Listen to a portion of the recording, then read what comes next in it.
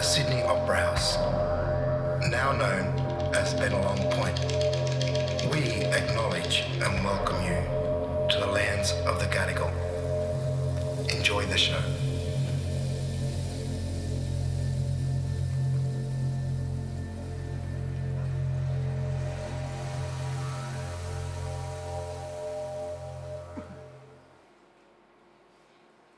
This is Amplified. This is a festival of art created by schools who have been participating in the Creative Leadership in Learning program. And tonight, well, these last 2 nights, is the culmination of 3 years of devoted work of placing artists from all kinds of different mediums into schools and teaching or learning with the students how to involve the creative process in the classroom. We've got hundreds of students tonight across 6 different schools who are all performing original works that they've been instrumental in creating, developing, rehearsing, and staging. And we, as their collaborators, feel very proud of them, and I hope you do too. Our final performance tonight, ladies and gentlemen, is Class 8R at St John's Park High School, with director Margie Breen and sound design by Lily Ocutio. Their project began looking at the hero's journey, and what they realized was they have heroes living in their very own homes with them, their parents, their grandparents, and the epic stories of how they came to be in this country. This is a very moving piece. It's called Standing on the Shoulders of Giants.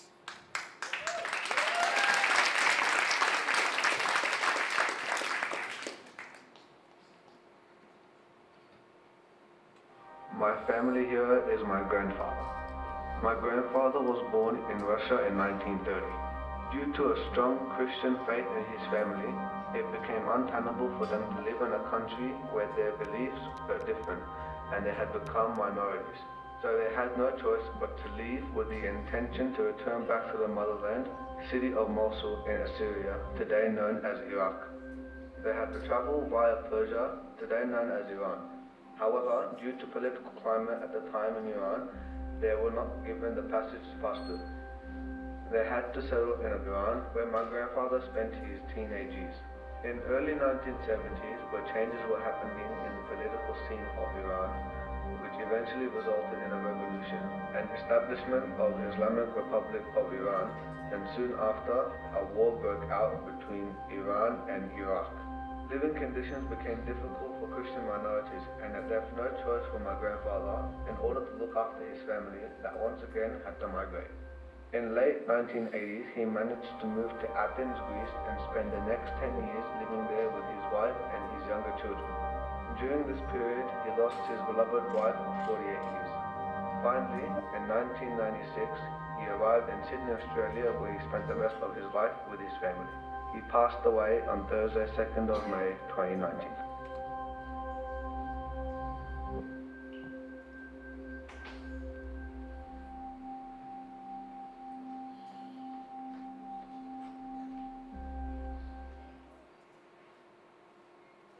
My mum was born in Vietnam, Saigon, during the Vietnam War. She had 8 other siblings with her. They lived on farms and had to go through the harsh war times. They eventually had to flee on boats.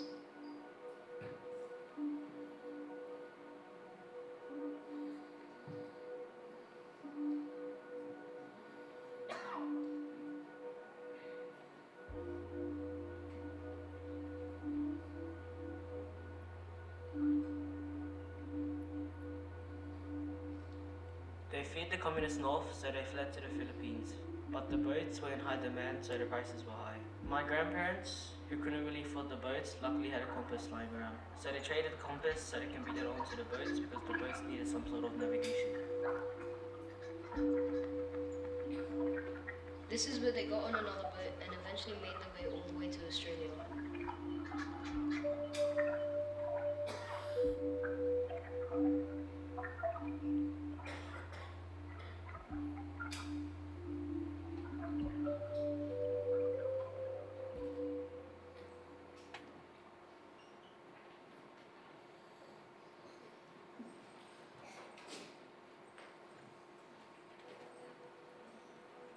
My dad was born in Tehran, Iran in 1973.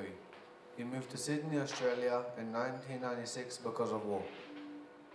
My mum was born in Savai'i, Samoa, 1982 and moved to Australia because her dad found a job. My dad lived in Laos. He fled to Thailand because of war. My dad lives in Laos and moved to France because of war.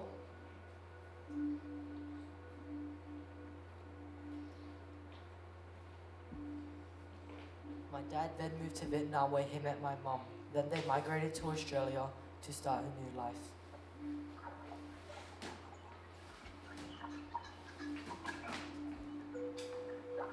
My parents thought it was best to leave the country and come back home when conditions were better for them. They had to sneak out late at night when it was dark, and the only thing that helped my parents find their way out was to look up at the stars and hope for the best. When they arrived to the shore, they realized there were 38 other refugees seeking safety. My father gave all his money to hop on a boat for 2 people, and as they entered the boat, all they could see was desperation in people's eyes as they squashed themselves to spare some space for my parents. With a slight hesitation, my father gave up his seat for the family that had a kid behind him. He also supplied more money to my mum to get on the boat and promised my mum he'll come back to Australia soon.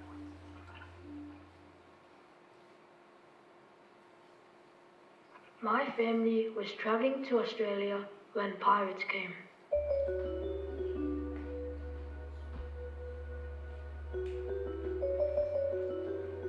They were big buffed men that no one would dare mess with.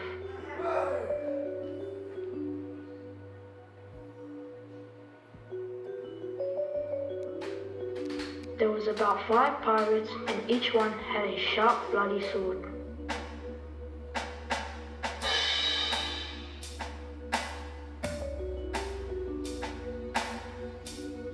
They climbed aboard and robbed everyone.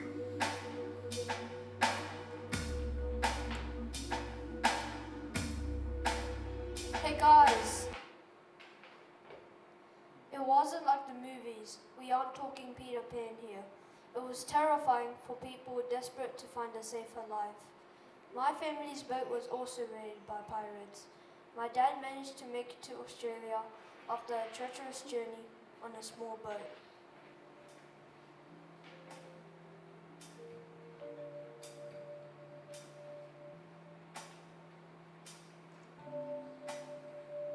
Grandma was born in the Netherlands during the 1940s. She then had to leave on a boat and come to Sydney when she was 3 years old due to the threat of the Germans invading their country. My mum was born in Cambodia, Phnom Penh in 1972. She left due to a war of the communist leader Pol Pot. Grandfather was born in Karachi, Cambodia in 1940, alongside with 4 other siblings. After the Vietnam War ended, my grandpa met my grandma. They got married and had 2 children, one being my dad. In 1975, Pol Pot was elected as a Prime Minister of Cambodia, which was the start of the Cambodian genocide.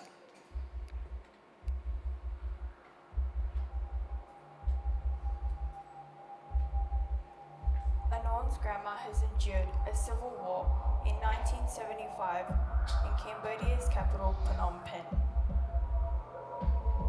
This event, which his grandma had survived, was placed down in history as one of the most horrendous and detrimental genocides of human history.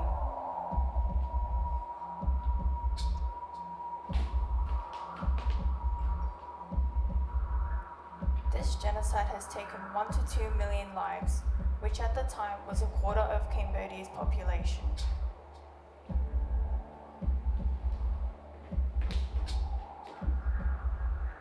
She had to work at camps for many laborious hours just to get through the harsh days and nights.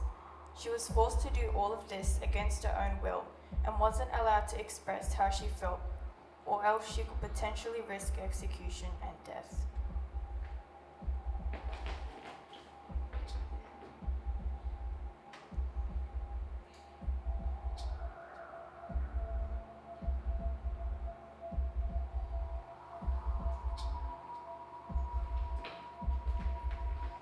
Survivors were considered lucky, courageous, strategic, resilient, ambitious, and most importantly, heroes. This is what makes a hero, and Hanorn's grandma is one of them. Hero. H. Helpful to the people around them. E. Effectively listens to others' ideas to make themselves better. R. Risk-taking when it comes to ideas. O. Optimistic in negative situations. A person who puts people first, always willing to be there, and someone who speaks for others. This is a hero.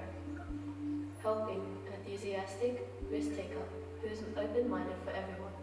These are all the traits a hero has. Someone who's there through the most alone, dangerous, and scary times, helping you to come to reach your happiest point.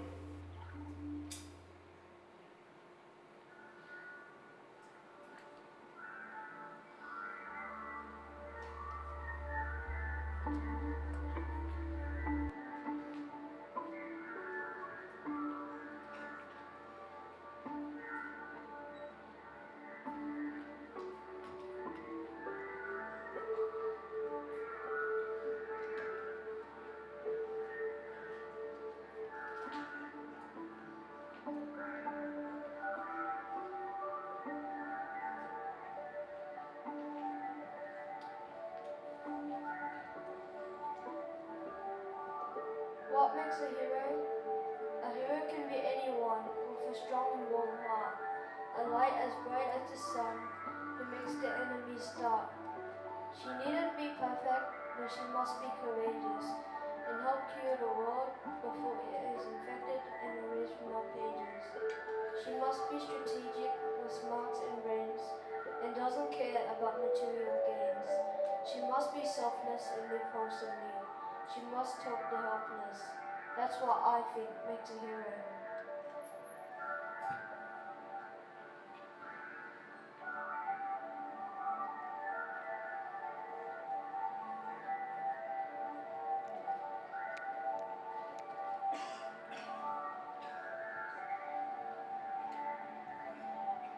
My grandfather's courage, bravery, and decision to leave or flee, I'm here in Australia. I'm lucky and happy to be in Australia because I have friends here, not back at China. My friends are pretty cool. My mom is the perfect representation of a hero. She takes care of our family and always puts others above herself. Ever since my dad came to Australia, he's been working really hard to provide a comfortable and better life for his family. He's my biggest inspiration and always puts his family before himself. I wish to one day be as amazing as him. My grandfather has made many sacrifices and has been put through many hardships. He has even struggled to the point of having nothing, but he still manages to be the amazing person that he is, and this is why he is my hero. My dad sacrificed a lot to provide my sister and I a peaceful and livable life. My father worked hard to create a steady foundation to support my family. I've seen many heroes in my life, and if they were fictional or not, but the most important hero to me is my father. My family are my heroes, heroes that I can rely on, work with, and best of all, they are always there for me.